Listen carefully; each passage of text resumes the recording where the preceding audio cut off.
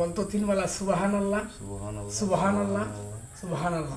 বাবা তোরে তিনটা কথা বলে দেবো, আমি একটা গুনাহগার বাচ্চা বাবা, তোরে তিনটা কথা বলবো, কথাটা যদি সত্য হয় বাবা সত্য বলবে, মিথ্যা হলে মিথ্যা বলবে বাবা। কথাটা বলবো বাবা, বলবো বাবা।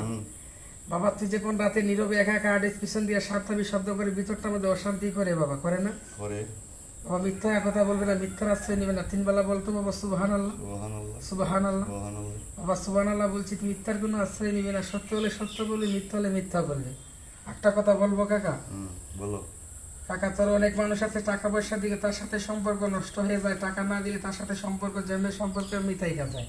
কথাটা সত্য না কাকা? সত্য। হ্যাঁ সত্য। টাকা বেশি কিছু চাবো না, চাইলে ঢাল ভাত খাওয়ার জন্য 200 টাকা চাবো তোর কাছে, কাকা 200 টাকা দিতে পারবি? দিতে পারবো।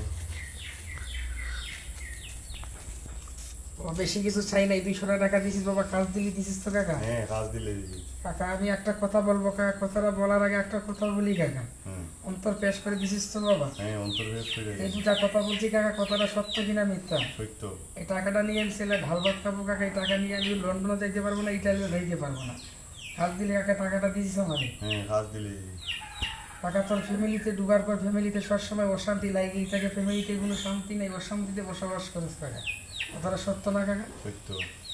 তোর কাকা ফ্যামিলিতে শান্তি আসার জন্য একটা তাবিজ দিয়ে দেবো, আমি গুনাহগার বন্দা কাকা, যদি আমার ইয়াকিন করিস কাকা।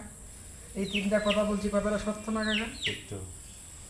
সত্য কথা বলছি তাই না? সত্য। আচ্ছা বাবা তাহলে ঠিক আছে, আমি তোকে তাবিজ দিয়ে দেবো ইনশাল্লাহ। তাহলে এগুলা কাজ ঠিক করে দেবো ইনশাল্লাহ, আগে আল্লাহ আমাদের ঠিক হয়ে যাবে।